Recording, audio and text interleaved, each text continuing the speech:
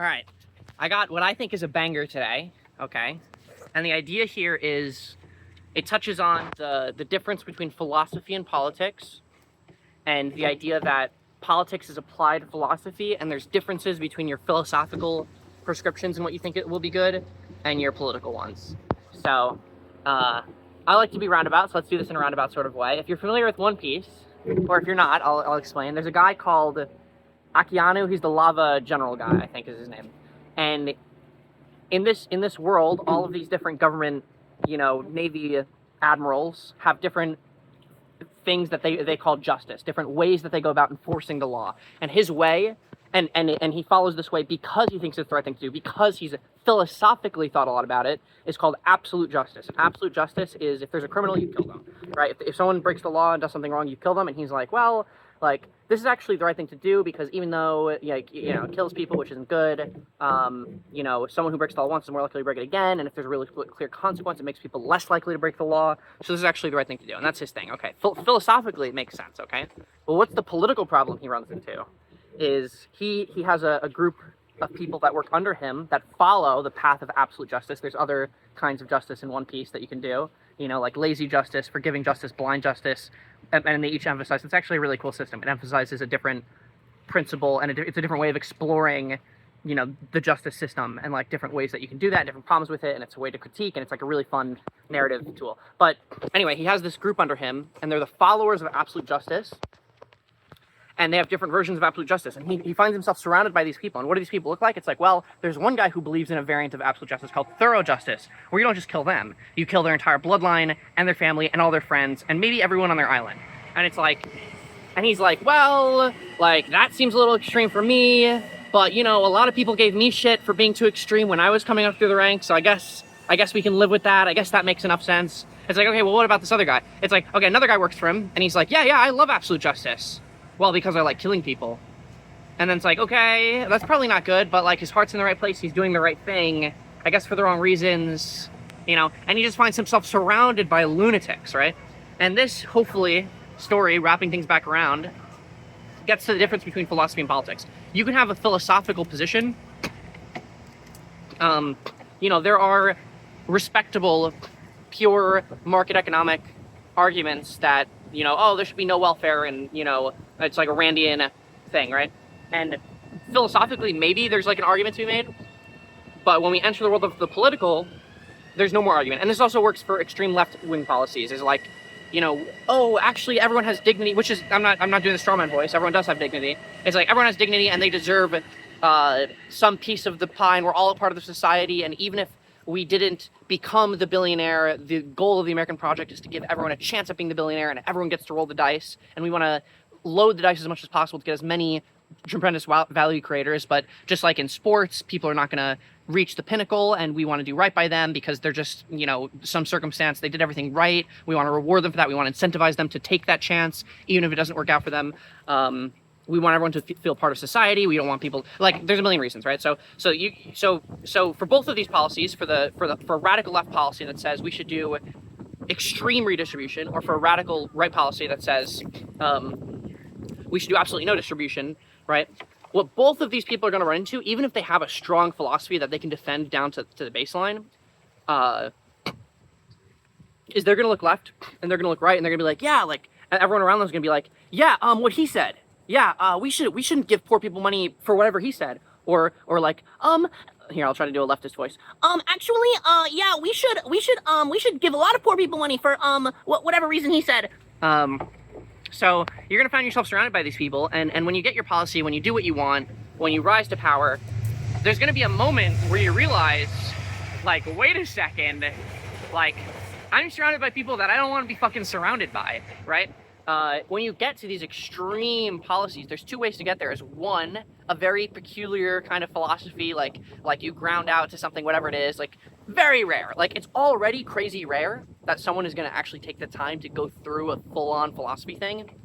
But there's a second reason you get to, we should give all the poor people, we should do absolutely no refinancing, is that people just don't like poor people. They're like, poor people, right? And that's the people you're going to be surrounded by. And there's a reason people say, we should just give unlimited money to everyone. And it's because they're scared and they're afraid and they're broken and they don't feel like they can make it and they're struggling to survive, you know, in the most prosperous country that's ever existed, okay, where you can flip hamburgers and live perfectly fine. I hate to say it. But we want everyone to live better, but you can be fine. But, you know, and when you go to the radical side, you're going to be surrounded by a lot of people who just are like, rich people are bad. People have dignity, so we have unlimited resources. It's like, wait, we don't have unlimited resources. I mean, we should redistribute what resources we do have in a way that's, what, I need to say economical, right? I need to say economical, right? Yeah, it's economical. It's good for the economy. Whatever I need to say, I don't care. You know, you're just going to be surrounded by worse and worse lunatics.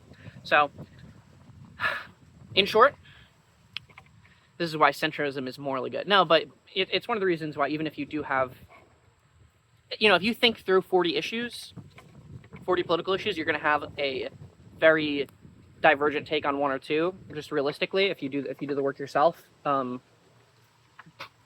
it's worth moderating your political prescription away from your philosophical one, if you have this. Like, so my example would probably be, we just added 3 minutes to the video because I thought of doing my example. This is actually like why I thought about this, is my little brother asked me, like, what are your thoughts on DEI stuff? And like my take here, the quick take is like, okay, you know, like, our job as a government is to nurture society. What is the problem we're trying to solve? It's like, well, 13% of the population is disproportionately going to be poor and not represented at the higher levels, and that's because of, you know, a very, very, very serious, egregious, you know, you can imagine all the racism stuff, which I know everyone likes to pretend doesn't matter, but if your grandparents were rich, then you're more likely to be rich, and if your grandparents were fucking Jim Crow firebombed in Tulsa, then you're more likely to not be rich. So, so there is a gap between where, what is the word? Where the mean is, and where certain groups, mostly black people, are right now, and where the mean is that they should be progressing towards as incorporated Americans. And the fact that this gap exists, it is being corrected slowly over time, right? People will regress towards that mean, but it's going to take a while. And during that while that it takes, there's going to be disproportionate videos of, you know, someone sees 2 videos on TikTok of black people in Walmart, you know, stealing a TV or something, and now they're going to be racist forever. And it's like, okay, well, okay, so this is the problem. It's like, what are the solutions we have? It's like, okay, well, we could just wait and like hope that people regress towards mean, but it's like a lot of these people, like a lot of people live close to each other. If there's 2 guys who are going to prison, and they're more likely to get their friends involved in bad things, and it's harder to do this. It's like if we could jumpstart that process, I think that would be good. So, and then there's another side of this, is like, if there's someone who came from a really bad situation, right? Like, if there's a kid who's born rich and he's rich when he's old, it's like, okay, like, he probably didn't do drugs, he probably did what he was supposed to. But if there's a kid who's born poor and he becomes rich when he's old, it's like, oh, like, that guy he probably pushed really hard. He probably did something. He has some virtue or something. There's some capacity there that he got ahead. And I kind of feel like the same way, where if there's 2 candidates, I'm not saying like execute all white people or stop Asians from going to Harvard. But if there's 2 candidates who are very close together, I think it's reasonable. Okay, I think it's reasonable to give a little edge to the DEI candidate. Okay, that's like the philosophical take. What's the political take? We probably shouldn't do it. The reason we shouldn't do it is because you're surrounded, when you start talking about DEI, like, oh, we should give preferential treatment to black people, you're surrounded by people who fucking hate white people. Like, by lunatics, by radicals, by people who, oh, maybe we can do, if it's a small criteria, we could do a little bit like a 1%, and they're like, oh, let's do like I want to do like no white people, or like, you know, like, I'm giving extreme examples, and there's plenty of normal people in these spaces, but like, it just doesn't work politically. And then you end up with situations where, just to finish this thought, when we did do DEI, when we did invite people disproportionately into higher academic institutions, is instead of doing a very small adjustment, we did one that I think was a little too big. We pulled in people who shouldn't have been there, and they dropped out at disproportionate rates. And what did that do? That destroyed their confidence. That destroyed the perception of their classmates. Like, oh, like, we're not getting that many black people in, and the ones that we are getting in are failing out. Like, maybe it gave a bad impression. It destroys people's confidence. It makes them worse off than they would have been otherwise. It's too much is bad, and we're more than likely to get too much, because it's like the philosophical prescription would be like on a very small marginal basis, which at a societal level would scale up to some significant societal consequence. But it has gone too far in the past, and its strongest proponents are all people who want it to go too far. So you can't politically advocate for it, only philosophically. Okay, that went on for 10 minutes, but I think we got a lot of good insights here. This is a good one. I'm happy with this one. All right, you guys have fun.